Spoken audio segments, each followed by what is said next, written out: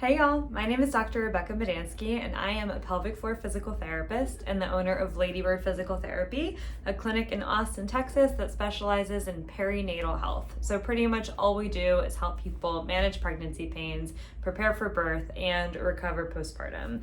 And today I'm going to be talking about referrals and specifically what you can do if your provider refuses to refer you to pelvic floor physical therapy.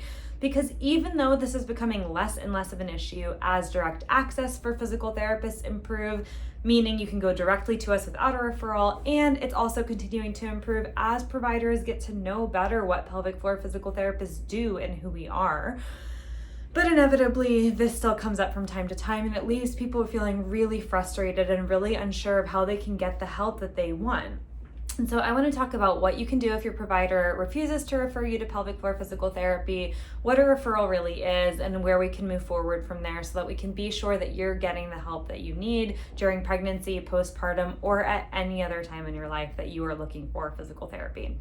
So let's start with what a referral is. A referral is a document that just says that your provider, typically an MD, a DO, a certified nurse midwife, a CNM, or a chiropractor, is referring you, is suggesting, is sending you to physical therapy. In most states in the United States, some level of referral is needed. But direct access has been improving, and what that means is that in every state across the United States, you can schedule your initial evaluation and be seen by a pelvic floor PT without a referral. From state to state, how long you can work with a PT without that piece of paper varies. So in the state of Texas, where I treat, we can see you without a referral for up to 10 business days, up to 15 if your physical therapist has gone through a residency or some advanced training. But we do need a referral within that 2 to 3 week window. And this is what we do when a patient calls us and they say, my provider won't refer us to physical therapy. This is what we recommend that they do. And this is how you can still get the care that you need, even if you have to go through a couple more steps. So the first thing that you can do if your provider declines to send you to physical therapy or declines to give you a referral is ask them why. Your provider has your best interest in mind, and though their beliefs might not be aligned with yours, and though they might not be clear on what physical therapists do, they still have your best interest in mind. So if they are declining to refer you to physical therapy, the first thing you want to do is ask why. You want to be sure that there isn't some reason you are unsafe to participate in physical therapy. Now, just to comment on that for a moment, oftentimes people are told that they can't go to pelvic floor physical therapy during pregnancy or before 6 weeks postpartum, and it's because the physician or the certified nurse midwife or the chiropractor or whoever doesn't understand that we won't do a pelvic exam if you're not cleared for pelvic exam. They hear pelvic floor PT, they assume we're going to do internal work. That is not always the case, and there are a million things that we can do outside of a vaginal exam. But you want to find out why they're not comfortable sending you to physical therapy. It could be because you're not cleared for a pelvic exam, in which case you just need to tell your PT, I'm not cleared for a pelvic exam, they can do everything else. Or it could be for some other reason. If you're on bed rest, if something else is having them concerned.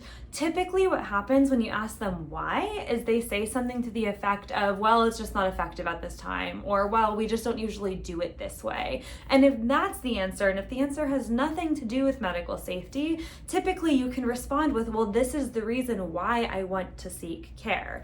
Now, if this approach doesn't work for you, if asking them why, understanding their reason, giving them your explanation still does not land you with a referral, then you can move on to step 2, assuming you are medically safe and that this was not a medical indication for you to not seek PT.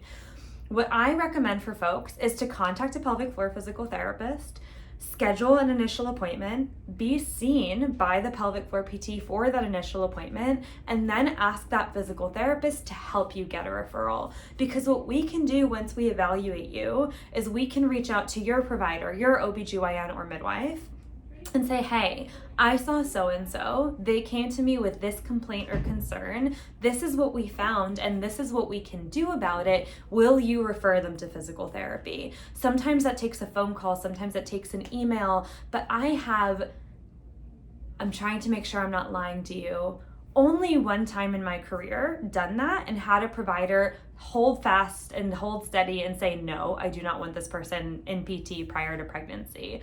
The vast majority of the time what happens is the provider says, oh, I don't really want them having a pelvic exam because of X, Y, or Z. And we say, that is okay. We have a million other options to address their leakage, their pain, their goals for birth preparation, whatever it is, without doing a pelvic exam. Do you consent to them having PT for X, Y, and Z? Usually they say yes. They give us a verbal referral on the phone, bada bing, bada boom. They send one a few minutes later and we are good to go.